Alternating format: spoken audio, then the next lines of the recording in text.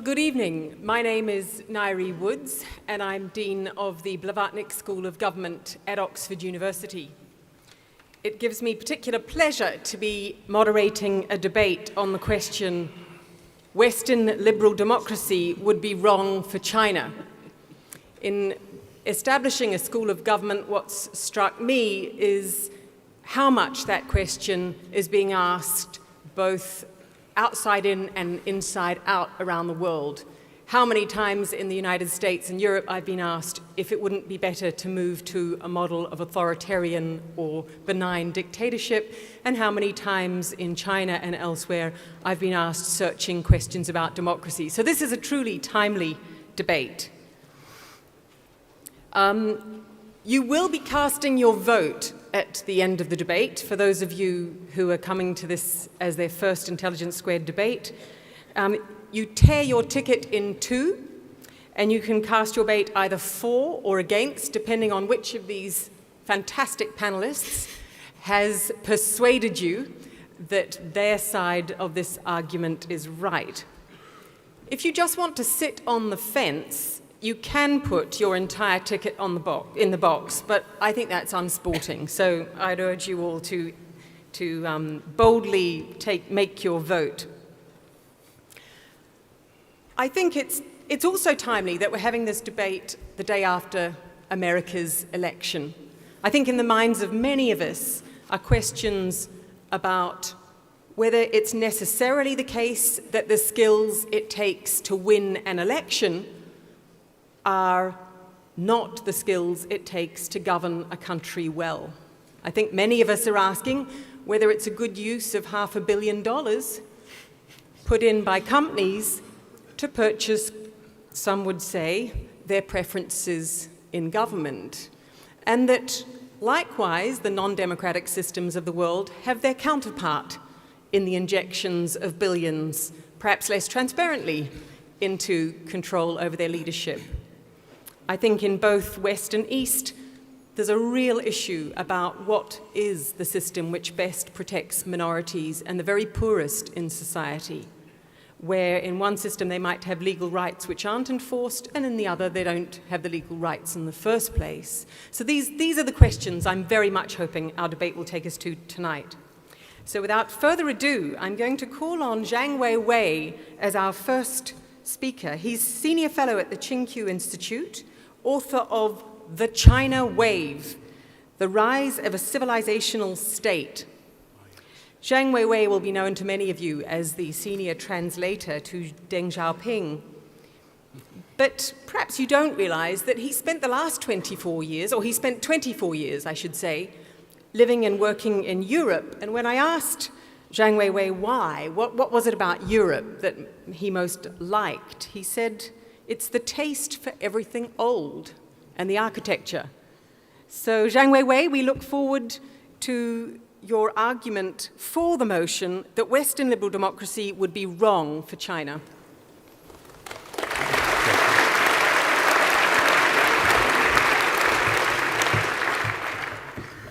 Thank you, Professor Woods, for your very kind introduction. We are living in an extraordinary time of history. Yesterday, the US held its presidential election, and tomorrow, China will hold its 18th Party Congress, which will unveil China's new generation of leaders. The Western media tends to present the two events as a sharp contrast between an opaque communist state beset with crises and a transparent, dynamic, liberal democracy.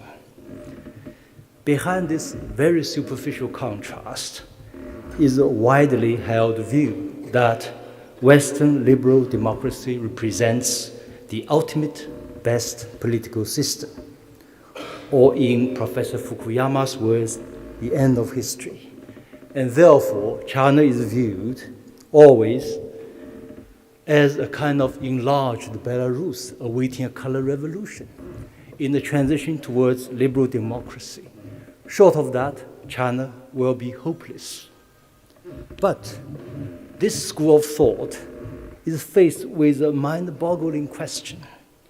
its forever pessimistic forecast about China, China's collapse, turns to be always wrong.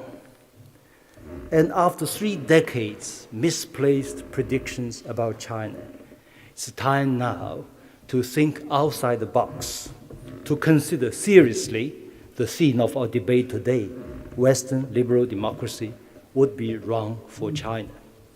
To my mind, there are at least 5 reasons for this argument. First, common sense.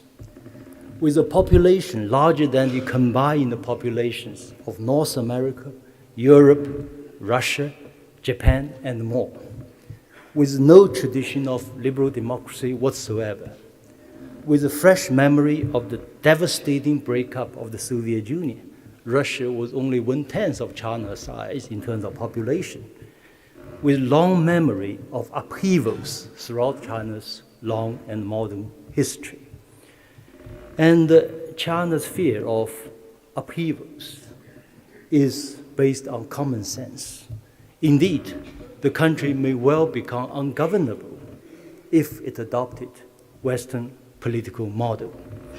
China is not an enlarged Belarus. China is a civilizational state.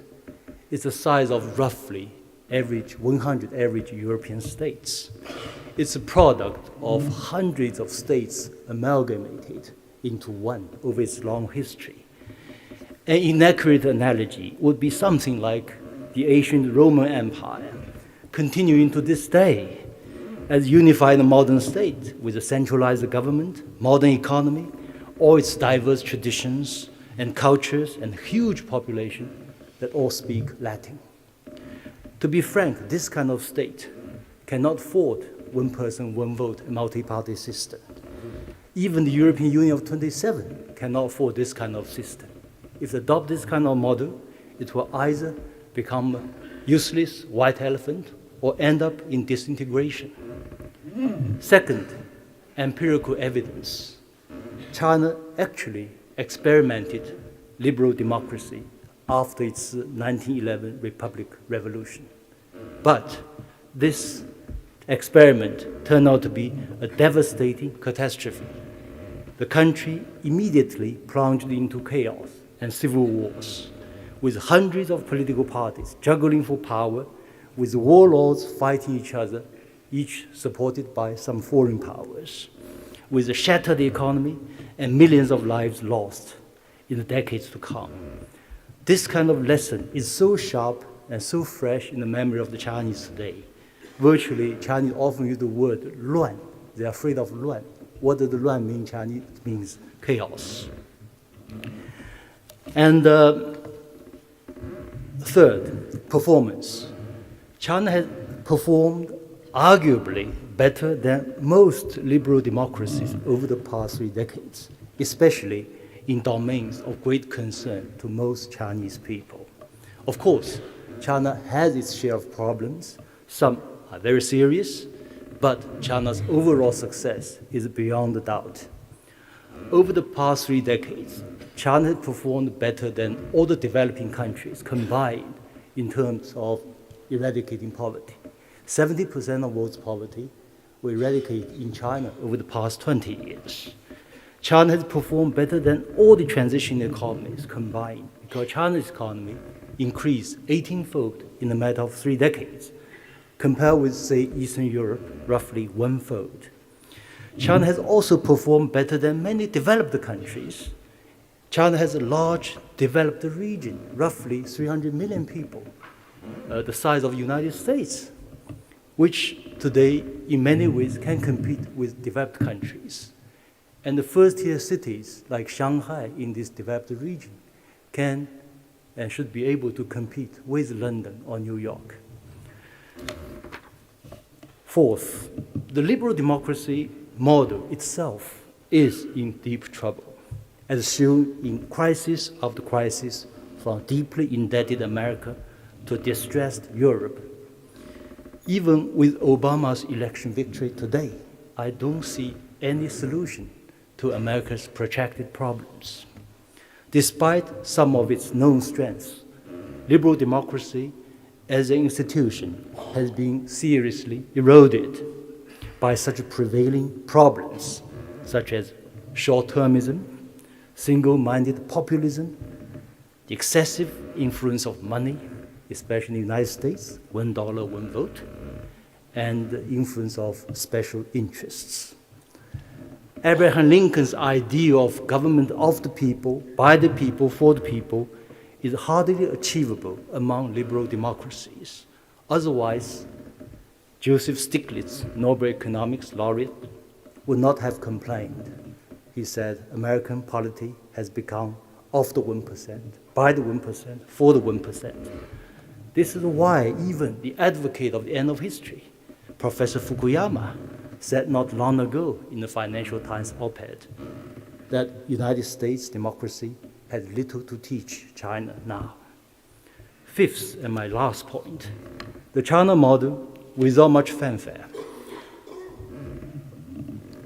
Beijing has actually introduced major reforms into its ways of political governance and established a very elaborate system of meritocracy, which can be called selection plus election across the whole of China's political structure. Nothing can better illustrate this meritocracy system than the lineup of the next generation of Chinese political leaders to be unveiled in the coming days. Virtually all the candidate members of China's Standing Committee, the highest decision-making body of China, have served twice as the #1 of Chinese province. As you may know, given the size of China, each province is often 4 or 5 times of the average European states. It's by no means, it takes extraordinary talent and skill to govern a Chinese state. You have to do it twice and perform well before you get a ticket to enter into top leadership. I said, with this kind of meritocracy system in place, as is the case now, of course, it can be further improved, but we can already guarantee such leaders like George W. Bush or Japan's Prime Minister Noda will have no chance whatsoever to enter top-level leadership. It's way below the Chinese standards. To be frank, the China model is more about leadership, while the liberal democracy model seems more about showmanship. China is now capable of planning for the next generation, while the other model planning for next election or next 100 days. China's meritocracy system indeed challenges this stereotypical dichotomy of democracy versus autocracy. From the Chinese point of view, the nature of a state, including its legitimacy, has to be defined by its substance, that is, by good governance, with competent leaders and measured by what state can deliver and to what extent people are satisfied. Despite its deficiencies, which could be many, the Chinese polity has ensured the world's fastest growing economy over 3 decades running and ensured the vast improved living standards for most Chinese. As reviewed in the most recent PEW survey, PEW, the Washington-based research organization, 82% Chinese feel optimistic about the future of their country. Indeed, this statistic is so good, it's way ahead of all the Western liberal democracies. Winston Churchill's famous dictum, democracy is the worst form of government except for those other forms that have been tried, may be true in the Western political culture. Many Chinese even paraphrase this phrase into what Chinese call 下下策, or least bad option. But in China's own political culture, in Confucian tradition of meritocracy, a state should always strive for the best of the best solution and option. It's by no means easy, but you have to try, even you meet half of these standards, which is already admirable. So at this moment, China has succeeded in building up, although it's not perfect yet, this kind of meritocracy system will combine the best option of selecting well-tested leaders and also introduce the least bad option to ensure the exit of bad leaders through collective leadership, through terms, very strict term limit, age limit. So I think this kind of meritocracy is really competitive. It may win out in this global competition of ideas and good governance and good democracy. China has learned so much from the West and will continue to do so for its own benefit. But it may be time now to use Deng Xiaoping's famous phrase, to emancipate the mind and learn a bit on the part of the West, to learn a bit more about China and even learn a bit from the Chinese ideas and practices, however extraneous they may appear, for its own benefit. In conclusion, one man's medicine could be another man's poison. And Western liberal democracy may be great or less great for the West, but would be miserably wrong for a country like China. Thank you very much for your attention.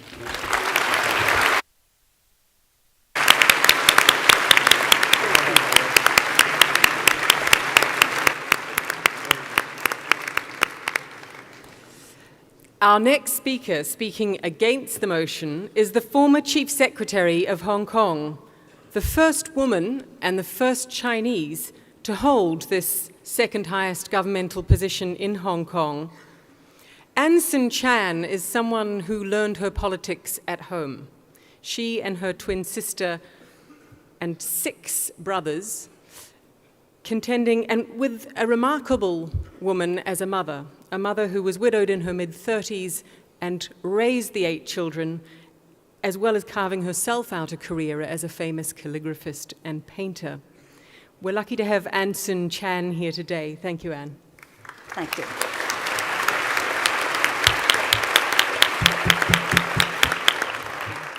I'd like to thank Intelligence Squared for inviting me to participate in this debate, addressing the motion that Western liberal democracy would be bad for China. I think the selection of today's date could not be more apt, neatly sandwiched between yesterday's US presidential election and tomorrow's opening of the 18th National Congress of the Communist Party of China that will usher in the next generation of Chinese leadership.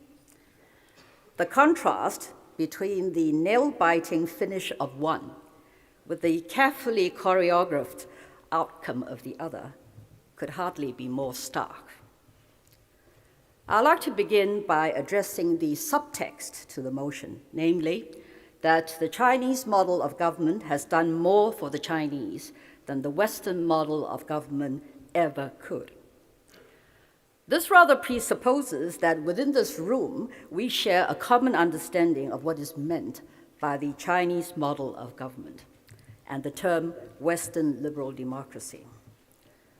As I doubt this is so, permit me to give my perspective. 63 years on from the end of the Civil War in China, the Communist Party still remains firmly in control.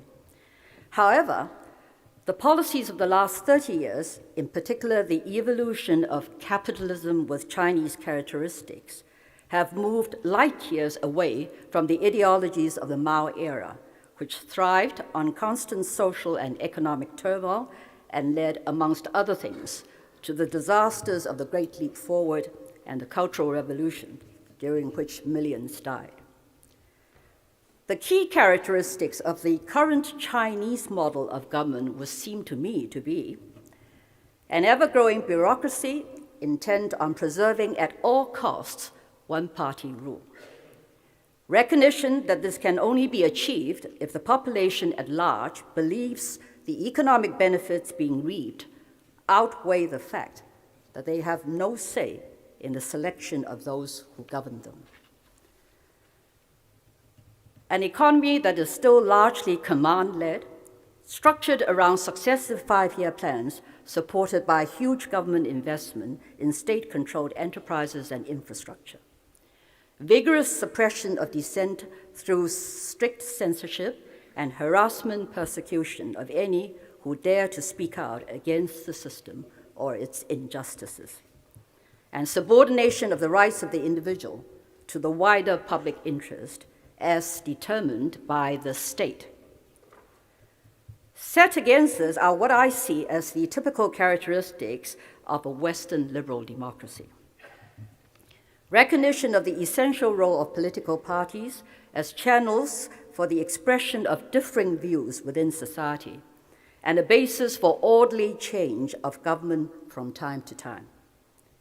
Bias towards a predominantly market-led economy in which the government's priorities are to nurture innovation, support free enterprise, and ensure that the needs of vulnerable sectors of the community are met. Absolute commitment to the rule of law, freedom of thought and expression, protection of individual rights and freedoms within a just and fair society. There is no doubt that the Chinese model of government, however described, has delivered extremely impressive economic growth, lifting many millions out of poverty, and in the meantime, greatly enriching some.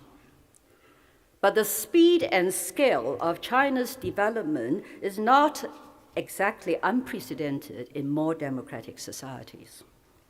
Look at the rise of Great Britain as a global economic power in the second half of the 19th century, or the emergence of the United States from the Great Depression of the 1930s to become the most prosperous and powerful nation in the world. Conversely, in the latter part of the 20th century, the Soviet Union's socialist model of centrally controlled economic development, which China initially sought to emulate, collapsed, unable to fend off demands for political reform from within or compete effectively with the faster-growing market-driven economies of the West. To argue that Western liberal democracy would be bad for China is, in my view, an insult to the Chinese people. It implies that they are somehow not sufficiently grown up to aspire to electing their own leaders, as opposed to having them foisted upon them by means of a highly opaque process of balancing the various factions within the governing elite. Furthermore, anyone who argues that Western liberal democracy would be bad for China must also be prepared to acknowledge the perils that the nation faces if it doesn't begin to take some genuine steps in the direction of political reform. All around the world, previously unshakable authoritarian regimes are being challenged and overthrown. No wonder China is keeping a nervous eye on developments in North Africa and the Middle East. It took the self-immolation of just one persecuted street vendor to trigger revolution in Tunisia. In Tibet and Sichuan, the tally of self-immolations has risen to nearly 60 since 2009 and shows no sign of abating. The current Chinese model of government is founded on the belief that as long as the economy keeps growing and standards of living rising, stability can be maintained and the population at large will tolerate, amongst other things, an ever-widening wealth gap between the cities and countryside, restriction of personal rights and freedoms, and the continuing crushing of any form of dissent. This strategy, in my view, is fundamentally flawed. The current form of government is under challenge from a rising tide, not just of discontent, but real anger among sectors of the population that are increasingly disaffected. No one knows exactly how many incidents of popular unrest, commonly referred to as mass incidents, are occurring. Some estimates put it at 180,000 in 2011, whilst others believe that this is just the tip of the iceberg. Little wonder that China is now spending more on internal security than on the funding of its military. Popular anger and increasingly bold resistance to government authorities is being fueled by forced land acquisitions, arbitrary land grabs by provincial officials, often to make way for totally unnecessary development, empty high-rises and shopping malls, roads to nowhere. The collapse of shoddily constructed schools in the 2008 Sichuan earthquake, tainted baby milk and other food safety scandals, environmental degradation have led and are leading to unprecedented confrontations between ordinary citizens and the government. Still, all too often, instead of acknowledging shortcomings and responding to justified concerns, the authorities' reaction is to punish the protesters for disturbing social harmony. Corruption is now rife at every level of the Chinese political machine. Power is concentrated in the hands of a privileged clique, perhaps no more than 400 families, who are bound by a common purpose to protect their mutual vested interests and capacity for self-enrichment. The communist vision of proletarian supremacy within an egalitarian state has been subsumed by greed and injustice, exemplified by the often shameless flaunting by party cadres of ill-gotten wealth and a culture of impunity from moral and even criminal culpability. No one wants to see China go the way of the Soviet Union in the aftermath of its disintegration. The gains that China has made in the past 3 decades are far too precious to put at risk. In an age when the dissemination of information via the internet and the blogosphere is unstoppable, to continue to try and stifle dissatisfaction and dissent is about as futile as King Canute's legendary attempt to stop the tide coming in. Current abuses of power and the pervading lack of transparency and accountability simply will not be tolerated indefinitely. Everywhere in the world, the need for change is the mantra. Rather than waiting for popular unrest to force change, China's leaders should now be actively planning for an orderly relaxation of its iron grip on political power and a move towards greater openness and participatory politics. My conclusion? The central government needs a new model that it can nail its colors to. Back in the late 1970s and early 1980s, Hong Kong played a crucial role in kickstarting China's economic revolution. Under Deng Xiaoping's open door policy, special economic zones were established on the border with or in close proximity to Hong Kong, with the express purpose of inducing Hong Kong industrialists to move their manufacturing operations across the border, where land and labor were so much cheaper. This marked the start of how southern China morphed into the factory of the world, piggybanking on Hong Kong investment that provided employment for millions of migrant workers and provided the formula to attract wider foreign investment. The Hong Kong economic model clearly worked. And I believe that the Chinese central government can and should look to Hong Kong to test a new model of more democratic government that could be extended progressively into the mainland. Thanks to the terms of the Sino-British Joint Declaration and the concept of one country, two systems enshrined in our Constitution, the Basic Law, Hong Kong people enjoy the fundamental freedoms associated with a modern liberal democracy, namely the rule of law and an independent judiciary, freedom of expression including freedom of the press, freedom of religion, freedom from arbitrary arrest and imprisonment, zero tolerance of corruption, the promise, not yet realized, of the right to elect our head of government and legislature by means of universal suffrage. Far from being bad for China, it is essential that the coming leadership in Beijing begin to draw up a blueprint for reform that provides Chinese people, through a process of evolution, not revolution, with the fundamental rights and freedoms associated with liberal democratic government.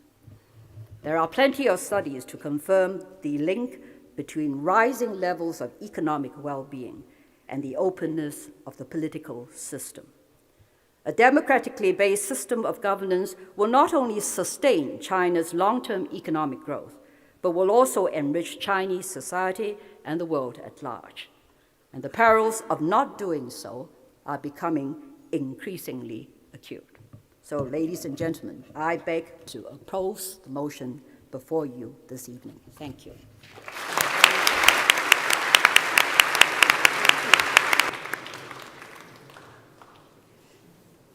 So our next speaker, speaking for the motion, is Martin Jakes.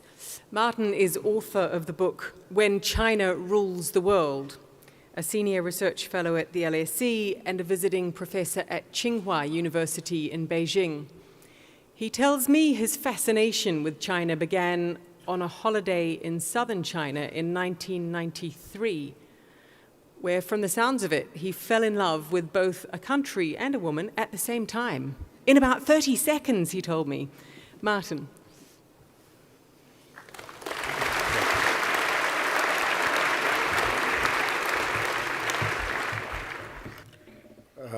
I'd hasten to add it wasn't 15 seconds, it was 30 seconds, it was 15 minutes.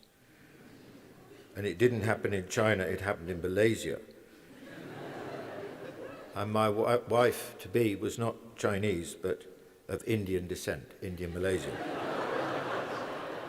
So apart from a few inaccuracies, it was accurate. Now, I want to clarify, first of all, what this motion is about, or what it's not about is probably the best way of putting it.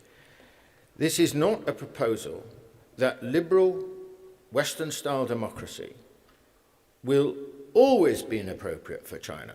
I don't know what the situation is going to be like in 25 years or 50 years. I don't even know what the situation is likely to be in the West in that period. What we're discussing is something much more specific. Likewise, we're not suggesting, or certainly I'm not suggesting, and the motion is not suggesting, that what happens in China and the arrangements that are appropriate for China in this period should be transplanted into our own societies. I would not argue that for a moment.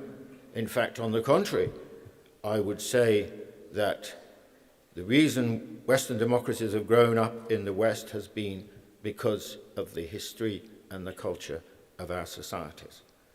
And we need to pay due respect, I would suggest, to China and the differences of its history and culture in the same way. What this motion is about is a country which is a developing country, which in the middle of the 20th century was extremely poor, which had suffered 200 years, during a 200-year period of more or less, and I mean this literally, economic stagnation. Its GDP at the end of this period was more or less the same as it was in the first part of the 19th century. And it had been invaded and partially colonized by many countries, including our own. In 1949, China was a mess and a basket case. And the task that confronted China was how, with this vast country, could they transform it? And they made quite a few false moves and false starts.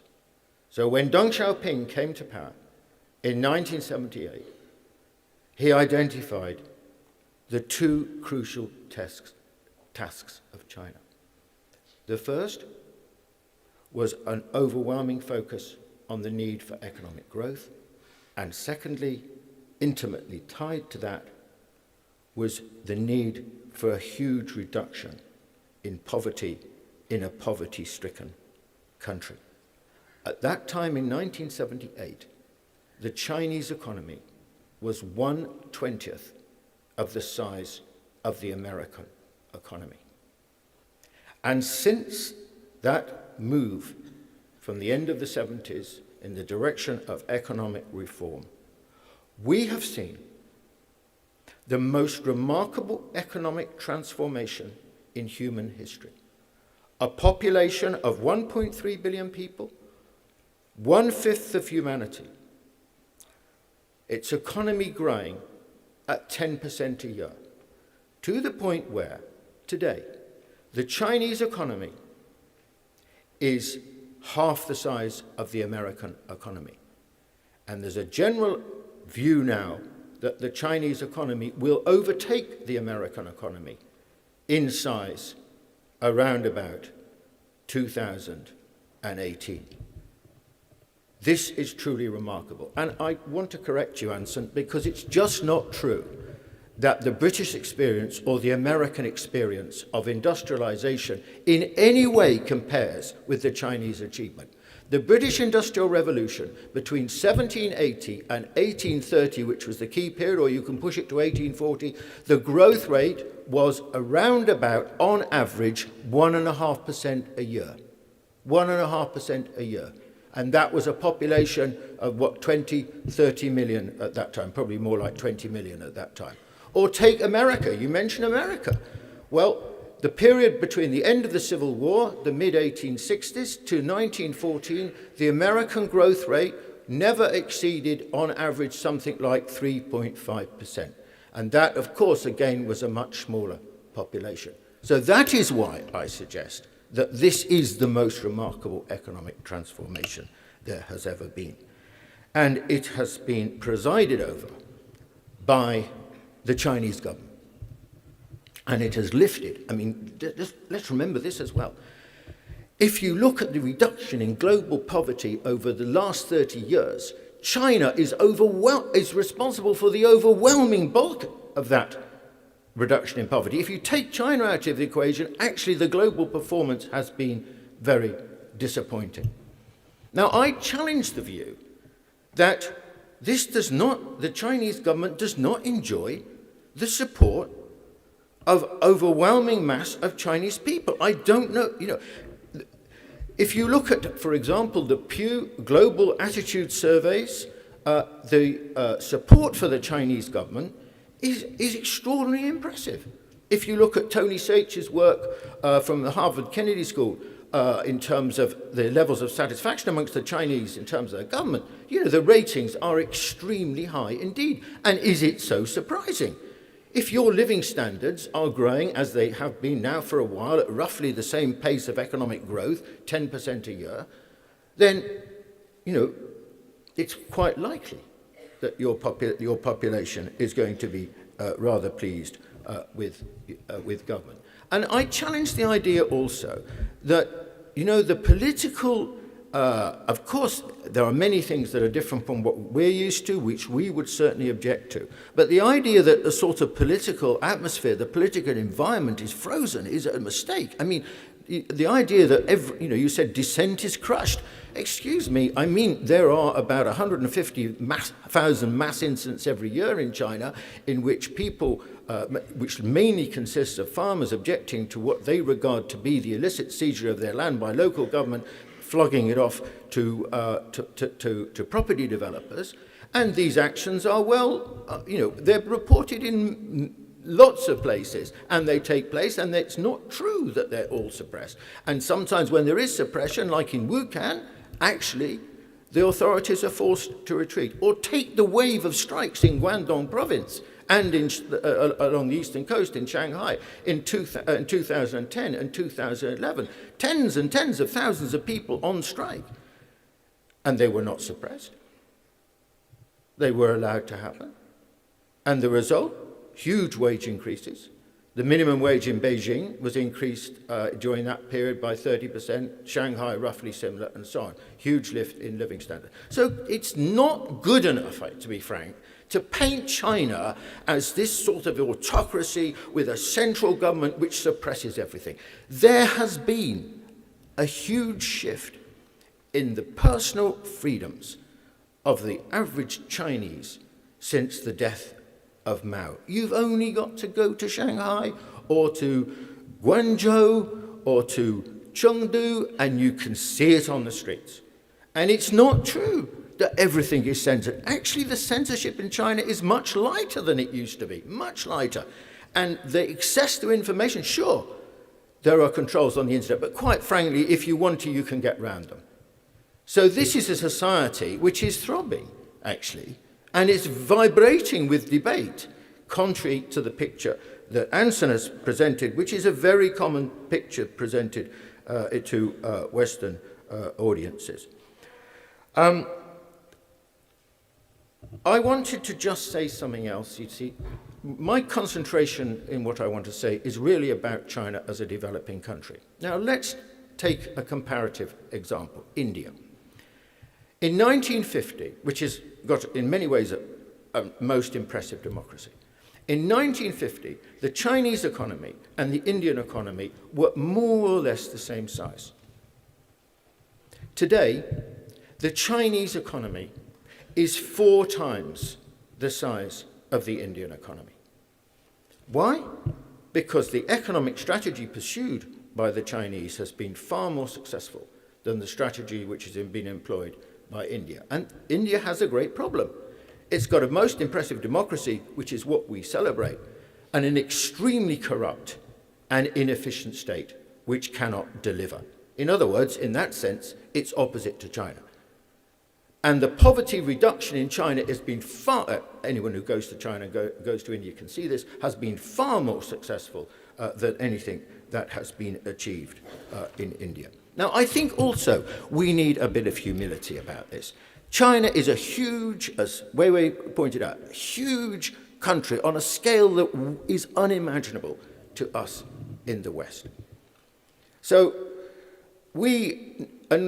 its task has been it has been an industrial revolution, essentially, economic takeoff, as Rostow described it, the shift from the countryside to industry. Around the time of Deng Xiaoping, it was not much more than 20% of the population lived in the urban centres. Today, it's 50%.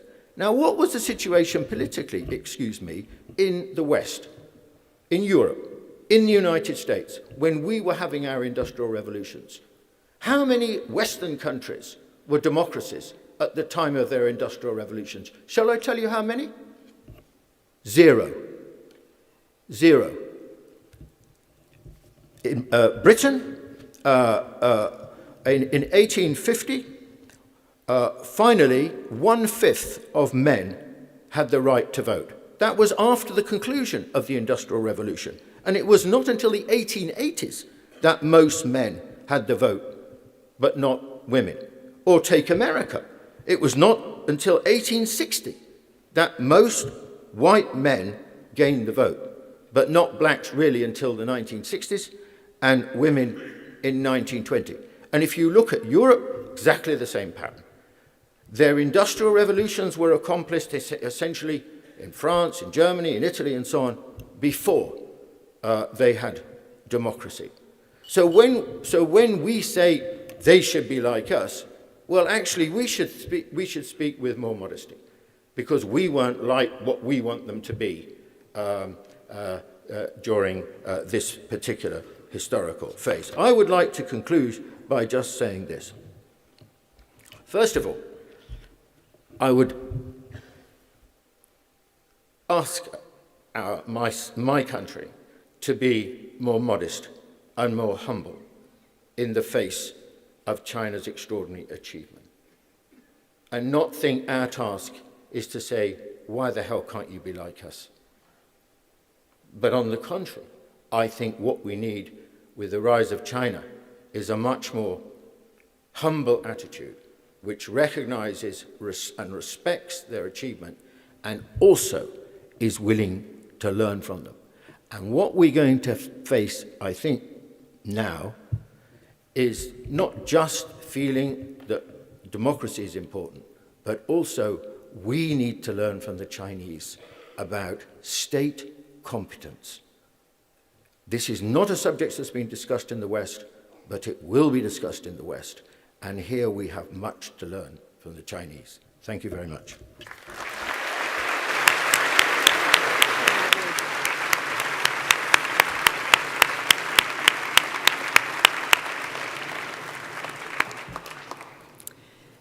So our next speaker, speaking against the motion, is Jonathan Mirsky, a historian of China, in 1989 named International Reporter of the Year for his coverage of the Tiananmen uprising by British, that was the award by British newspapers.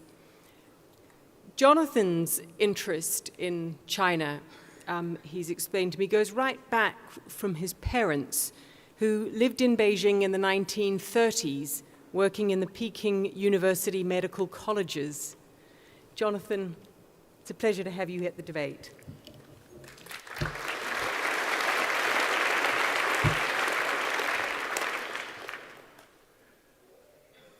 I feel very uneasy about going on about this because I think Anson, as I just wrote a note to her, gave the very best talk on what democracy and civil rights are really all about that I've ever heard in my life.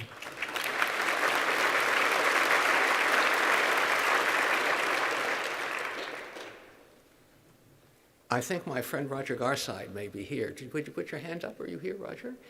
Yes, there he is. He wrote a book a long time ago after Mao's death called Coming Alive in Peking when it was just after he'd been in the British embassy there. It was about Democracy Wall, as it was called. And the man who had been the great star at Democracy Wall was Wei Jingsheng, who went to jail for 15 years thereafter for what was called sedition. So I'm not here to say that the American or the British model of democracy is the best or even a model. I'm certainly not going to say what Martin Jacques said, that we have to learn that a bad model of democracy is Italy. But we could think about Iceland or Sweden or Norway. Now, what I really have in mind is this. For 4 years, when I was in a kind of second stage of learning about China, I lived in China. And there was a very brutal dictator in charge. He had a terrifying wife. There were a lot of political prisoners. There was no free press. It was really very scary if you were a Chinese. Then that dictator died, and before long, his son took over, and that place is now a democracy. That's Taiwan. It's full of Chinese who wanted really what, in fact, had been denied to them for many years. And after that, I worked in China for many years, and over again in Tiananmen and in lots of other times and places in China. I saw the Chinese, the need of many Chinese, as they expressed, for these models of a kind of democracy, a free press that's not stifled, that can say what it's like, and can even be pornographic and wrong and libelous and scabrous. That there should be free speech, that aside from, again, from slander and things of that kind and racist remarks, that there should be free speech, that there should be freedom of assembly, that people can get together in groups. In fact, it's what Obama said last night in his speech, that what you see in America is the argument for political change. Impossible in China today, but a good thing. Regular elections that people know are going to happen. You might get a terrible leader, you might get a good one. You can't be sure, but at least people can get rid of a government, or they know it'll go away after a while. And above all, the rule of law, something really predictable. And then I think, it's a thing I was thinking about in the cab coming over here, a real education, so that if you meet young Chinese who are the elite, who are here at the LSE or at Oxford or Cambridge, and if you say to them, what happened in Tiananmen Square in 1989? They say it was a riot, and bad people shot down our army and our police. That's what they've been taught in school, and there are many examples of that kind of thing. So what we see is that on the Chinese internet, I just did this today to see what the words were that you can't get, that are not, they're not available. You can't read about Wen Jiabao, the premier, who turns out to be in a family of billionaires. The word Taiwan can't appear in the Chinese internet unless you're very good at dodging around it. Or democracy, Tibet, Dalai Lama. If you use any of those words, there can be a knock on the door and you can go inside. It's true that you can say things in restaurants, or you can say things outside, and then all of a sudden something happens. So that if you're the Nobel Prize winner Liu Xiaobo, you go into jail for about 11 years. Or Ai Weiwei, the man who helped to design the Olympic Stadium, is a man who now can't leave China. there is no real concerted political action. If you try that, as in Tiananmen, and in the 300 other cities where there were big demonstrations in the spring of 1989, if you try that, the people who have tried that concerted political action may or may not go to jail, or they may be shot down. Or what we just heard about the standing committee that's about to be unveiled, that's what's about to happen in China. They're about to have 7 or 9 new men always. They're being unveiled. Now, I think there are 700 of you here. I wonder if there are 20 people in this room who can name one name of those people who are going to be running China in the next 10 years. And most Chinese are the same. They have never heard of most of these people, and they will discover who they are after they've been unveiled. In law, the Chinese statement is verdict first, trial afterwards. And that happens over and over again. So that, for instance, when the wife of a man who's now also been disgraced, who was about to go on to the standing committee, Bo Xilai, she was accused of murdering the British businessman Hayward. She read out what was the charge against her. It had all been written down for her at her trial, and then she was condemned. And as I say in education, if you ask Chinese now what they know about their own past, it's very, very little. And if you ask them what they think happened in certain great events, or what they think of the Dalai Lama, or about what goes on in Tibet, they'll give you the government line.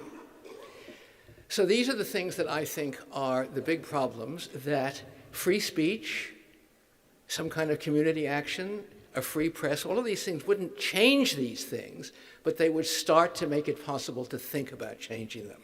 The enormous gap in China between rich and poor, which is very well expressed in Mr. Jake's book. The vast official corruption, which is what the Chinese say when they're polled by Pew, is the thing that they regard as the most important problem.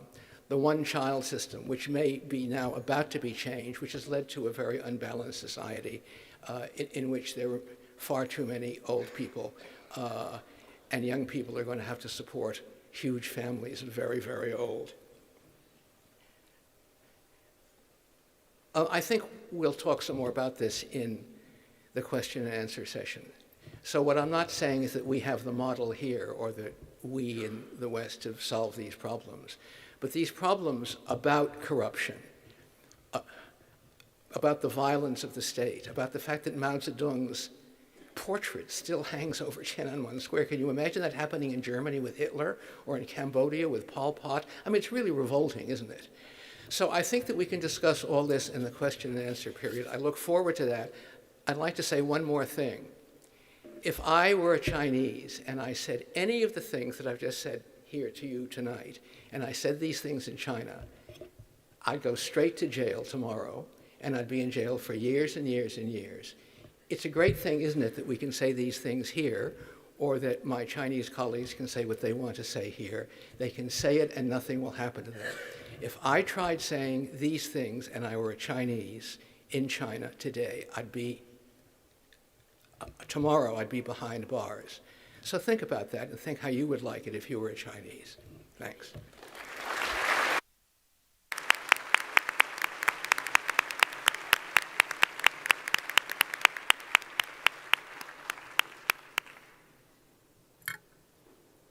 So that's the formal proposers for and against the motion.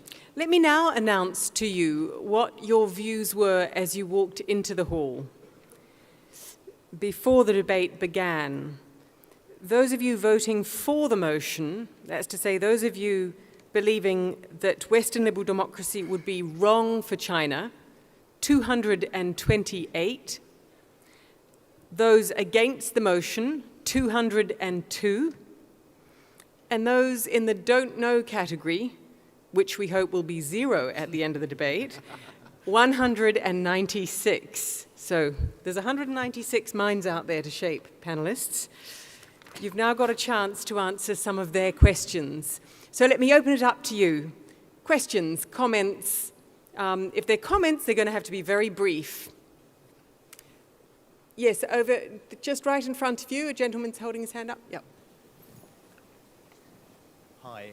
One of the key things that has been mentioned of the legitimacy of the Chinese government is the amount of growth in China, which is historically unprecedented.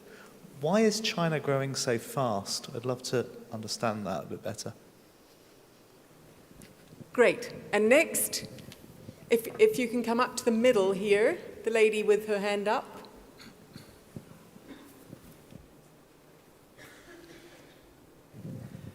I've just got a couple of quick comments to make.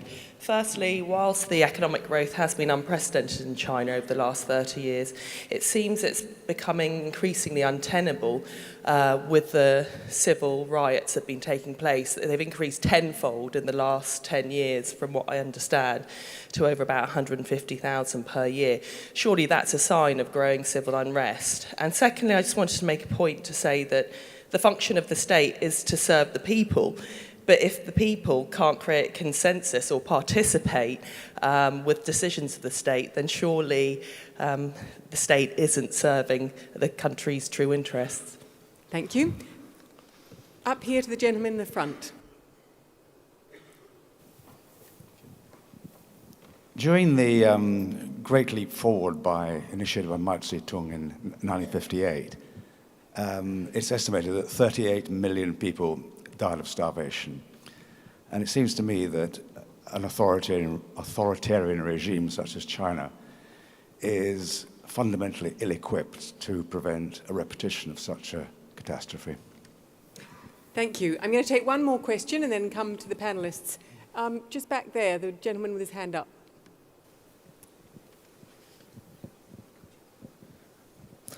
If you have to make a comparison, are Chinese more like ancient Roman or ancient Greek? Ancient Roman or ancient... Romans or Greeks? Ancient Yeah. Greeks. Yeah. So, panellists, why is China growing so fast?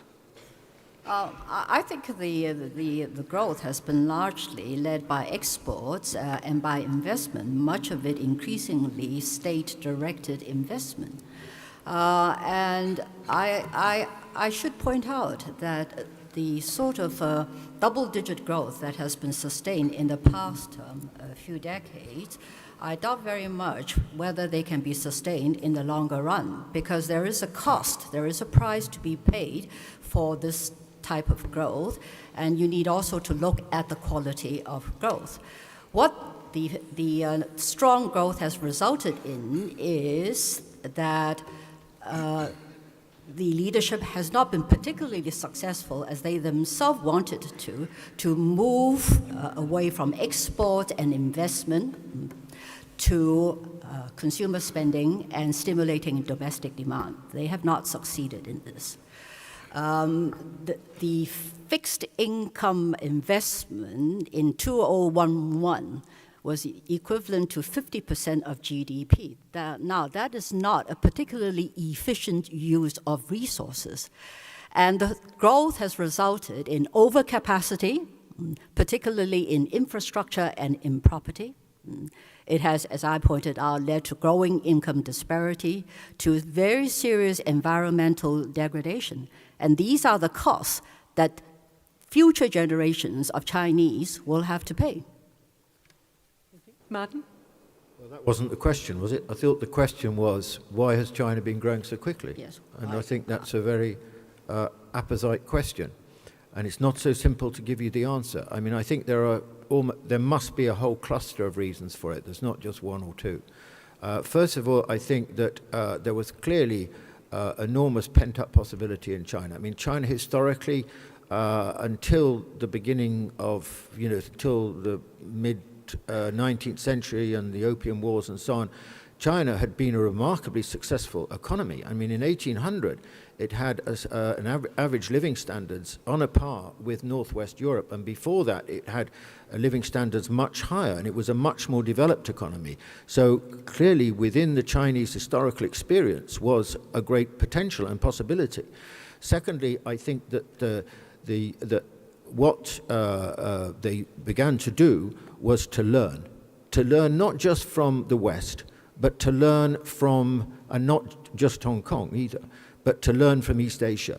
I mean, the most remarkable successful economies in this period were in East Asia, like Korea, like Taiwan, and so on. And I think the Chinese, during this period, learned a great deal. Thirdly, the state, under Deng Xiaoping, was remarkably pragmatic in his approach. Very pragmatic and very non-ideological, which, and this was the new example, and it's set for the Chinese, and that's how I think many Chinese, including many young people you meet today, are very, very pragmatic and are fantastically good learners, and I think this is what China's been. And my last point for now would be to just say the Chinese don't go on about a China model, but it does have two, I think, particular characteristics which are most unusual. One is an enormous commitment to the market, a ferocious market. I mean, Adam Smith, writing in the late 18th century, said the Chinese market is far more developed than anything we've ever seen in Europe or that we have in Europe. But that is combined with an extraordinary state. It's a ubiquitous state. And this is not just in the communist period. This is a long Chinese tradition running back into through the imperial period. And the Chinese state takes on responsibilities which are much, much wider than is true of our own tradition, and is historically, not just now, historically, an extremely competent institution. So I think that is a particular paradigm that we're going to be exploring for a long time to come. Thank you, Martin. Wei, 38 million died of starvation. I mean, the work of Amartya Sen and Jean Drèze tells us that doesn't happen when you've got democracy. Well, in the first place, Great Leap Forward was a tragedy, and everyone in China knew about this. But what's important was actually the person who drew more lessons than others was none other than Deng Xiaoping. Yeah. He drew so much lesson that he began this gigantic reform, which put this into a kind of never will happen again. So when we talk about this length of growth, speed of growth, it's important that the Chinese state competence. Give an example, we have a plan, 70 years, started in 1970 to 2050. Yeah. And within this 70-year plan, 5-year plan, 5-year plan, this kind of strategic planning creates tremendous, what I call, long-term demand, unprecedented in human history.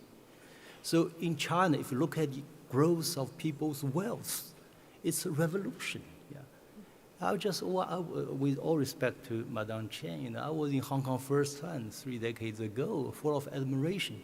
But today you went to Hong Kong, any Chinese, if you find in the housing condition was so poor compared with most Chinese live in the cities.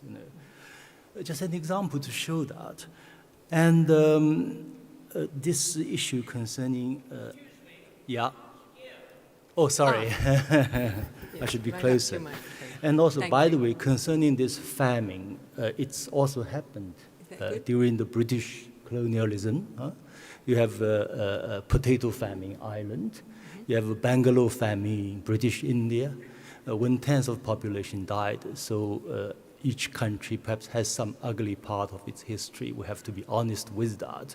The problem is whether you can deal with it. Yeah, now China has succeeded in dealing with that. We can export. And now, concerning this allegedly how many rights and China's is somehow unstable. Actually, I don't worry about this at all. In the first place, I don't know exactly how accurate this figure is. But what's more important is, it again shows our argument concerning civilization or state. In Chinese, we have a saying from its long history. We're opposed to the local corrupt officials, but not the emperor. So all these so-called 100,000 cases, 99% happen in the very grassroots, in the village, whatever. And they are not challenging the central government. Even provincial government is sufficient to pacify the situation. So this is a very, very, not big issue. I think I'm more concerned with British summer rights rather than this one, indeed. And I think China has found its own model of development, which is very effective, which is broadly supported within China. I think along with this model, along this coming Party Congress, we can expect within a decade, China's economy will be larger than the US economy. And furthermore, what's more important, it's highly likely by that time, 10 years from now, China's real middle class, I mean, economic standards, decent job, plus a property, will be twice of the American population, which means 600 million people. Thank you, Wei Wei. Jonathan Mirsky, Romans or Greeks?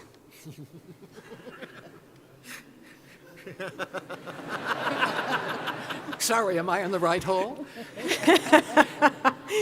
I'd like to answer your question. I'd like to answer your question about what happened. I mean, why so fast? I'll just give you one little brief fact. Take a look at a recently published book by a Chinese woman called Pai Xiaohong.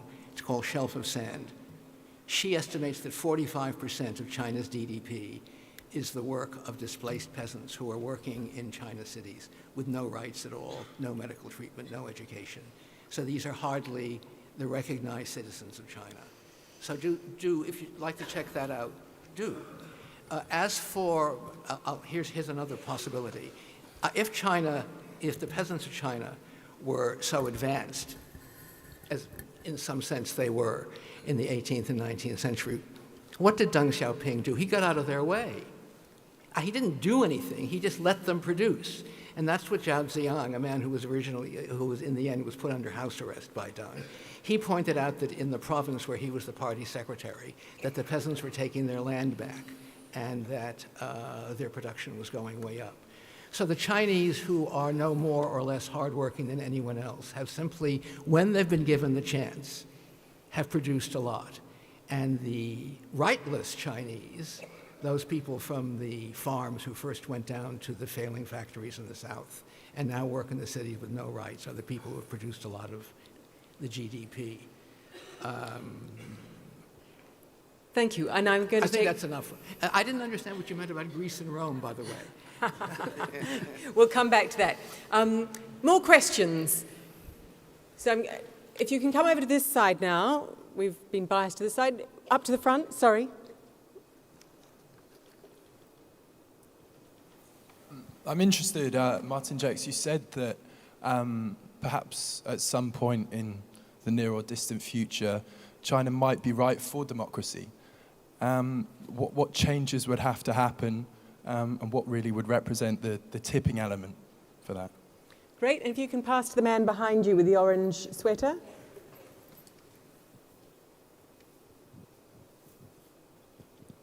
Anson Chen, I assume you reached your powerful position without being voted in by a single Hong Kong resident. Why do you think the UK thought it was wrong for Hong Kong to have liberal democracy? Even the last governor, Chris Patten, was imposed upon you. Was that a mistake? Repeat the second part of your question. It's why... So the question was, why did Britain think that it was wrong for Hong Kong to have direct democracy? But we'll come to the answers in a moment. Okay. Further questions, so at the hand in the middle of this block here. Yes. Right across. We've heard a lot about being by, for, and of the people. But China, as the speakers have clearly shown, is a nation for the people, as we can see by the huge amount of people that have been lifted out of poverty. But America, a nation supposedly founded on being by, for, and of the people, we've just seen an election funded almost entirely by special interest groups ranging from big oil to NRA, rich and evangelical Christians, and they're funding radical candidates which they can choose, and where both of the candidates attended the same university. So how, I ask you, is that by, for, and of the people in any sense more than the Chinese are? Thank you. And any further questions? I'm looking at towards the back of the hall so that you're not disempowered by geography. But thank you. Yep. Is Tibet today what Czechoslovakia was in 1938? And if China continues to grow, are we going to receive the treatment which is currently being meted out to the Tibetans? So is Tibet today what Czechoslovakia was in 1938? Was that last question. And we'll take one more question just down here. I'll come to you in the next lot. Yes, thank you. I respect what the others have said, but it seems to me the only person who's tried to argue the motion is Zhang Weiwei. The others have merely made comments about China, which I wholly respect. And I think the core of Zhang Weiwei's argument is that China is so big and so diverse that mass political parties wouldn't work. And that seems to be the key distinction, because nobody denies that there should be more rule of law, less corruption, more of a free press, etc., etc. I don't suppose Zhang Weiwei denies that at all. The key distinction is mass political parties. And I think Zhang Weiwei has argued that they just wouldn't work. Have I grasped it correctly? Thank you. So let's take the first and last questions together. Is China too big for democracy? And what changes are necessary for China to be ripe for democracy, which was aimed at Martin? Who would like to jump in? Okay. I think my name is Martin. I challenge that. I must say, what a contrary chair you are. I'm absolutely sure that over time, China, as it has been over the last 30 years, will become more open, more transparent, more representative, more accountable.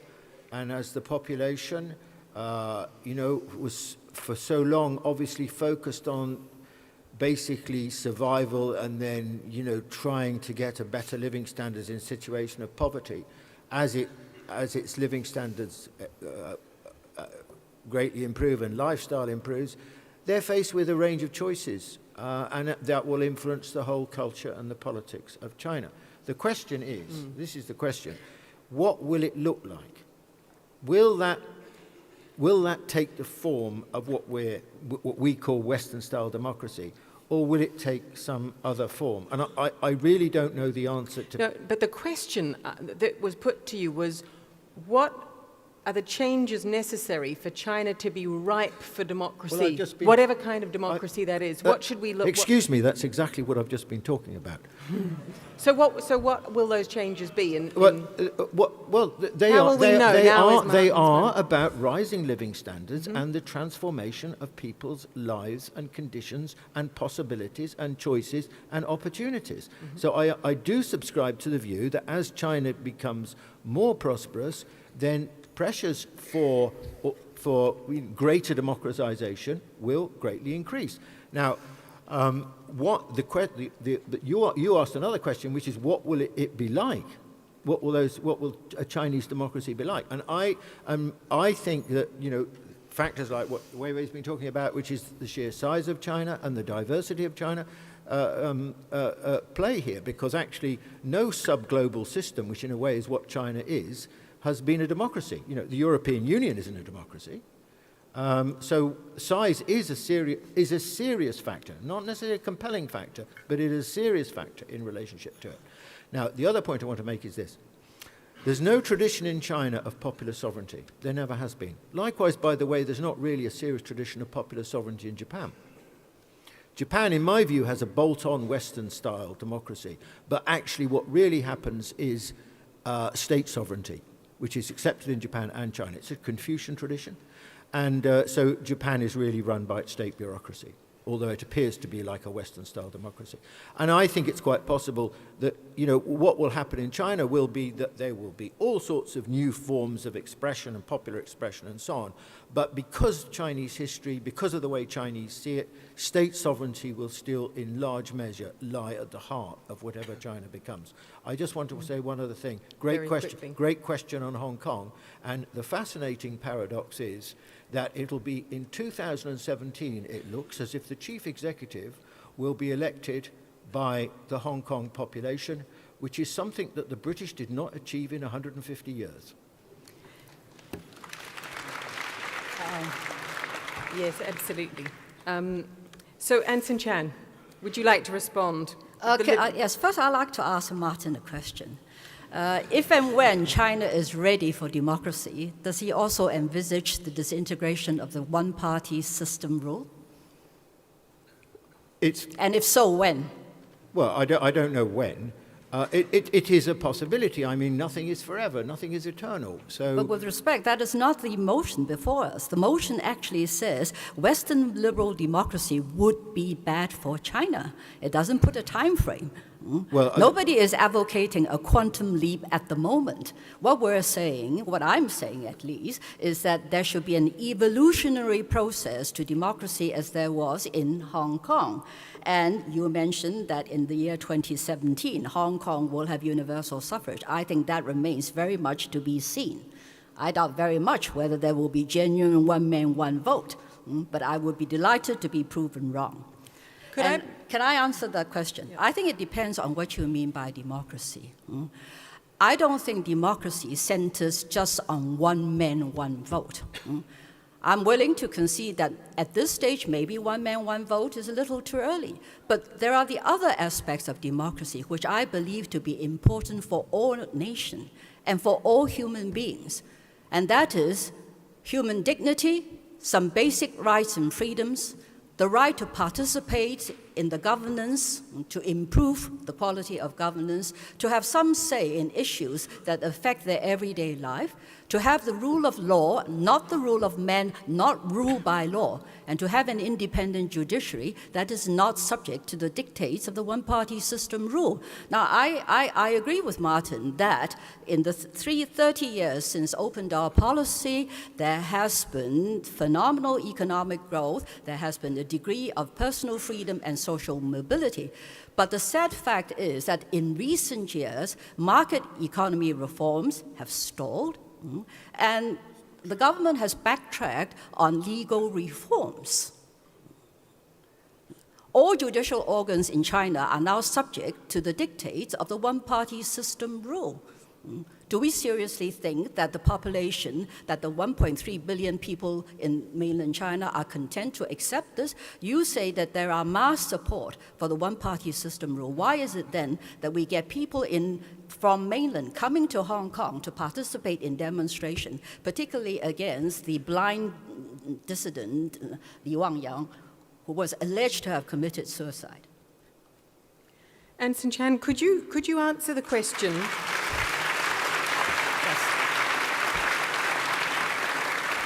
I will gladly answer the question. First of all, I'd like to point out I was not a politician, therefore I was not elected.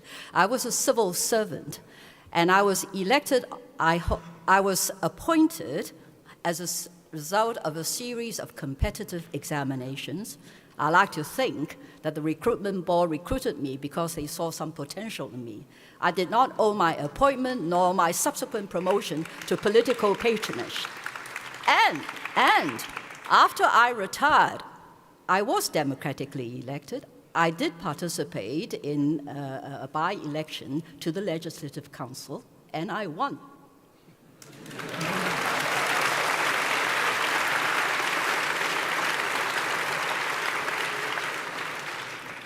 Wei. Well, I will say a few words on this issue of one-party system. I think indeed to understand China, perhaps we have to move a bit away from our own European experience or whatsoever Western experience. If you have to apply this concept one party, I can say, over the past 2,200 years, 99% of the time, China was under one-party rule.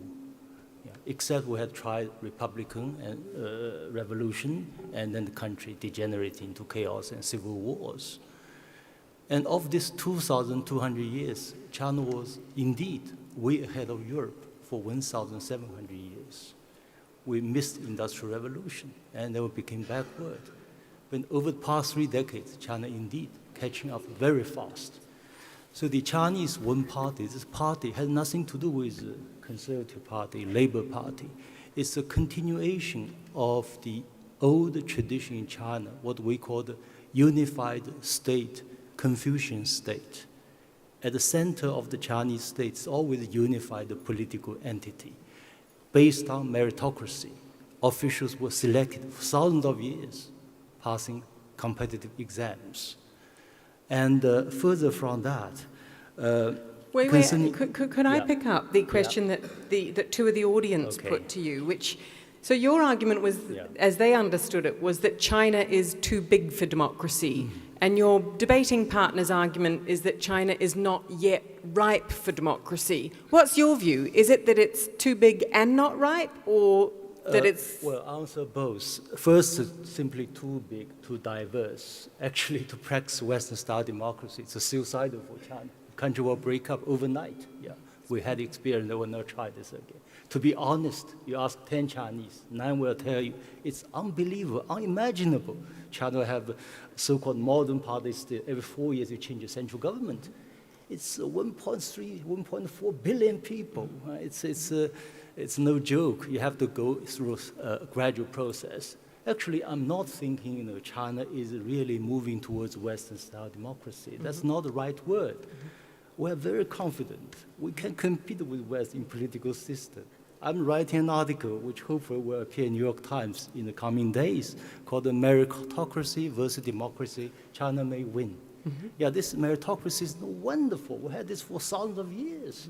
And we really draw a lot from European experience. So we call it meritocracy, and in bracket, selection plus election. It functions very well. Thank you. Any panelist willing to give us 30 seconds on Tibet? Is Tibet today what Czechoslovakia was in 1938? Do I have any takers? Jonathan, perhaps this is aimed at you. Am I giving you the hardest questions, Jonathan? No, I've been to Tibet 6 times. The Chinese tried very hard, the Chinese occupation tried very hard to smash Tibetan Buddhism and the way of life. It hasn't worked. It hasn't worked. That's why Tibetans are setting themselves on fire. In all the times that I was in Tibet, if you got to know a Tibetan a little bit, he'd take a picture of the Dalai Lama out of his pocket and kiss it or press it to his head. So just that alone is one of those things that if I were a Chinese, I would feel ashamed of myself about. But that's not really what I want to say at the moment. What I'd like to say is this.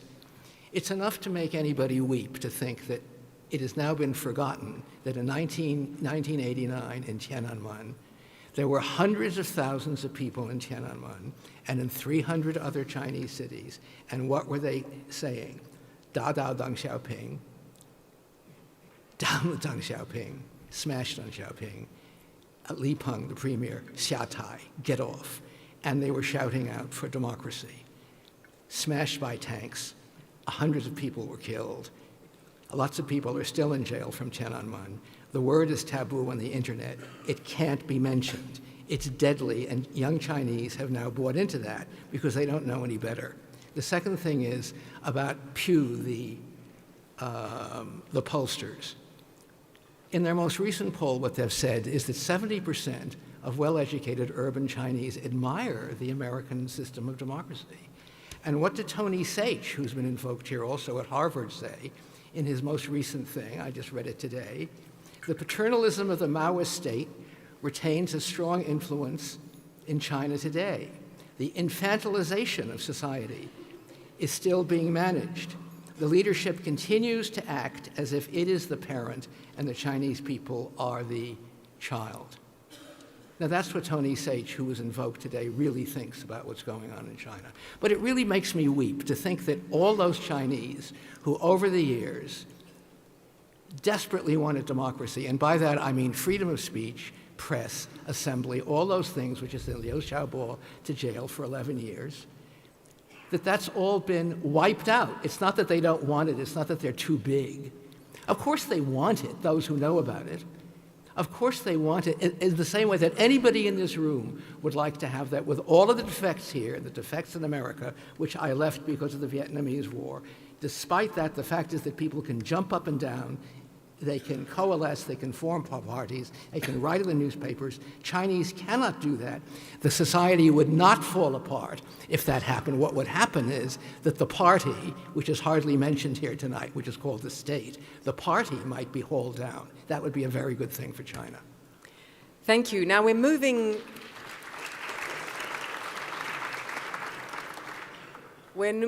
rapidly into our final straight. So let me just remind you that you're going to soon have a little box thrust in front of you to vote.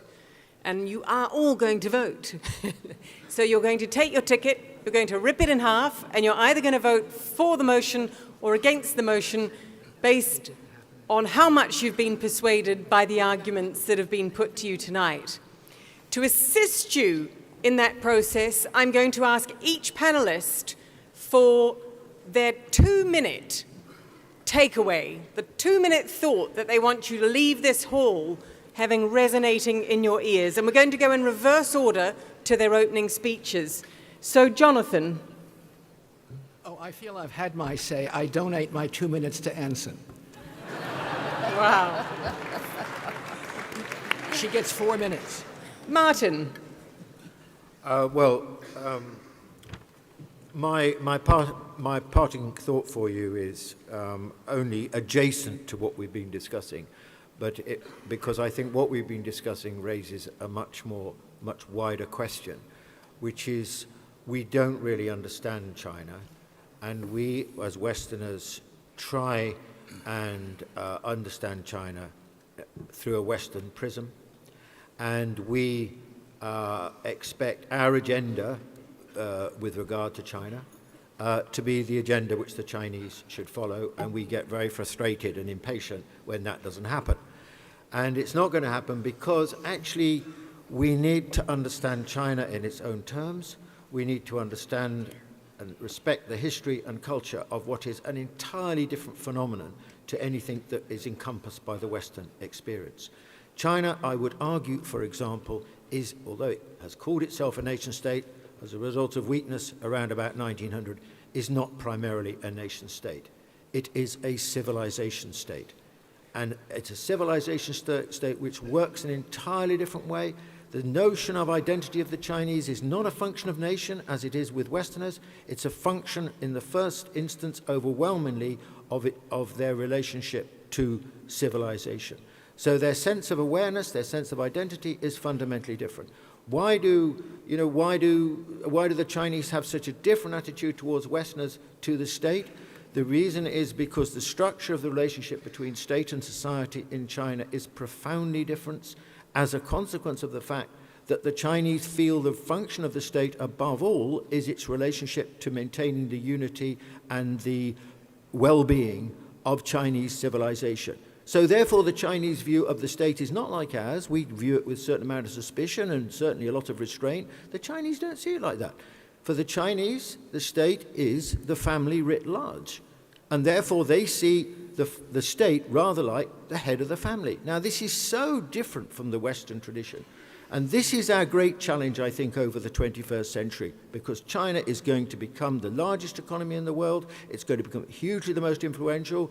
Projections for 2030 are that China will be responsible for 1/3 of global GDP, where America will be responsible for roughly 70%. What's the great challenge facing Westerners for the next century?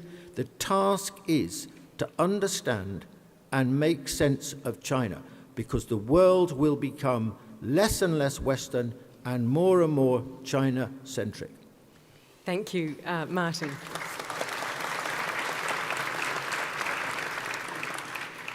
Anson Chan. No, 2 minutes will do. I think Martin might well be right that sooner rather than later, China will become the largest economy in the world. it will have increasing economic clout and will seek to use its so-called soft power.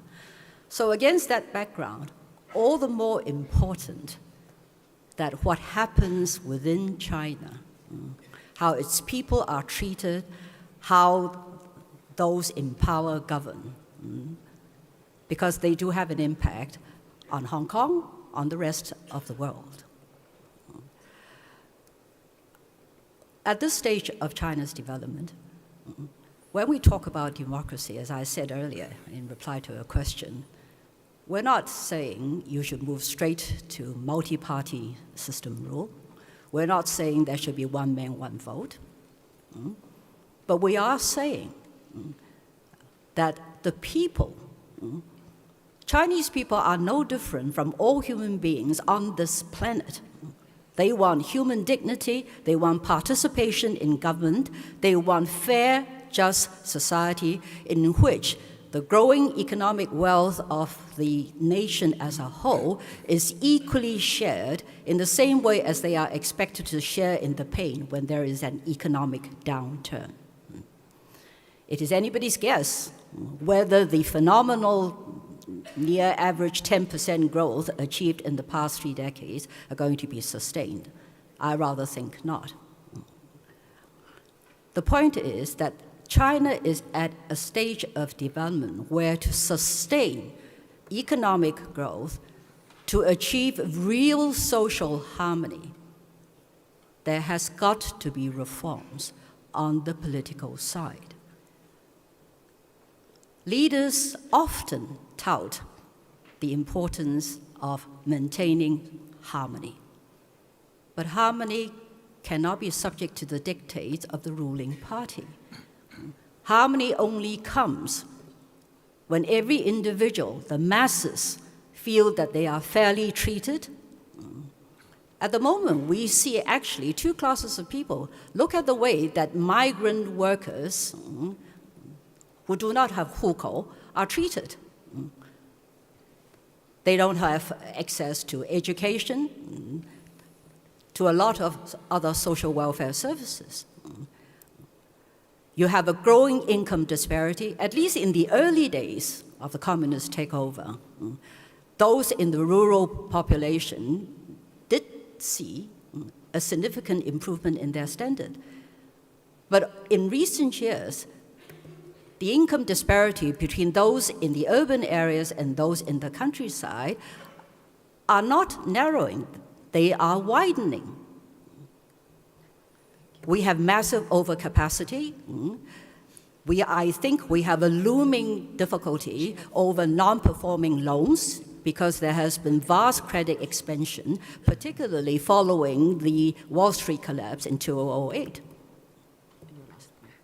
So, for the sake of all of us, I think Chinese leaders, and I hope that the new leaders coming in, will have the vision, the foresight, the courage, and the political clout to initiate political reforms in order to underpin Hong Kong and China's long-term prosperity. Thank you.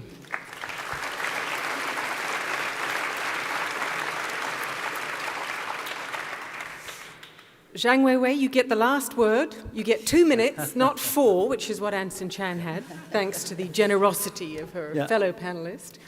Thank you. Actually, the success of China can be summarized in one remark by Deng Xiaoping, which is called seeking truth from facts. It's just so common sense. You just check with any Chinese you meet in London, in Europe, in Beijing, in Shanghai, in China, United States. I can tell you, by my minimum estimation, 80% will say today's China is its best time in China's own history. Just common sense approach. Whatever opinion surveys you conducted, even in human rights. So seek truth from facts. Even on this controversial issue of the freedom of the media, freedom of the press, my goodness, you can press any button, check the internet, You can find 100,000 articles criticizing Chinese government on the Chinese websites. Yeah, It's just so part of the common sense. It's vibrating with internal debate on all kinds of issues. It's totally different from the past, from the time when Jonathan was in China. Now, there are alleged so-called persecution of certain dissidents. And these are really the radical of the radicals by Chinese standards. And even the Chinese approach to them is, I'm afraid, it pales a lot or much in comparison with the America's persecution of WikiLeaks and Assange. No comparison. One final remark. In 1793, British king sent an envoy to China and had an audience with the Chinese emperor. The Chinese emperor was so arrogant, he said China was the best. It's the end of the history, Chinese version. So China missed Industrial Revolution, and China began sharp decline. West, I'm afraid, is making the same mistake. Really, I hope West will be alarmed to this fact. In this sense, I agree with Martin. Thank you. Thank you very much.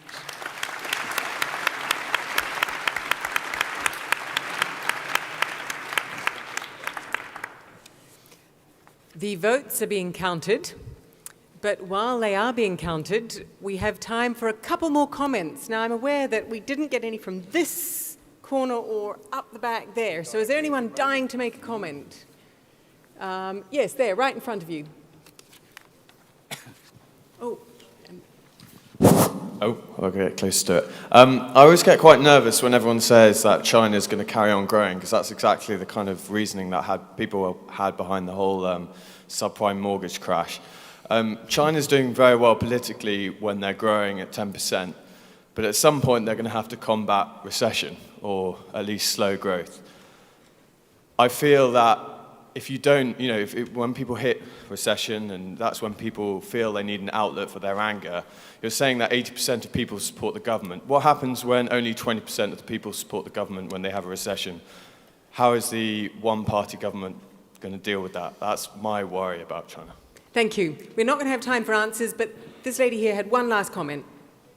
The question was addressed by An Son Chan, so it was all really about human rights, and that everybody should have the opportunity to be able to vote, to be able to pen the word, and all the things that An Son Chan has said, I agree with wholeheartedly. And I'd just like to say on behalf of the entire room that I think the debate has already been won by you. So thank you. And just to lengthen the suspense by 30 seconds, I'm going to give 30 seconds to the lady here in the scarf. Thank you, Nari. I think we should at least have one person from China's younger generation to speak here. As a Chinese, I feel thrilled that there's an opinion that China is going to rule the century very soon, and it feels really good to be able to vote. But my question is, does economic growth or remarkable achievement, as Martin puts it, really justify the flaws in the current political system in China?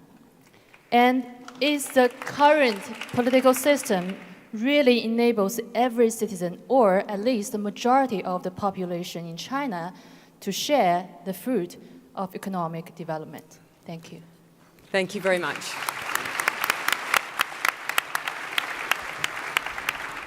And now the debate result. So the good news for Martin and Weiwei is that they have persuaded one person in the room to change their mind. Voting for the motion were 229 people. You'll recall there were 228 before you came in. Now, voting against the motion, persuaded by An Son Chan and Jonathan Mirsky, 362. That's a lot of swing voters and a lot of committed voters swinging.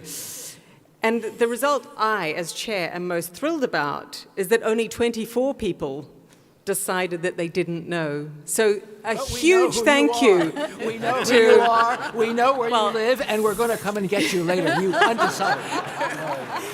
So thank you.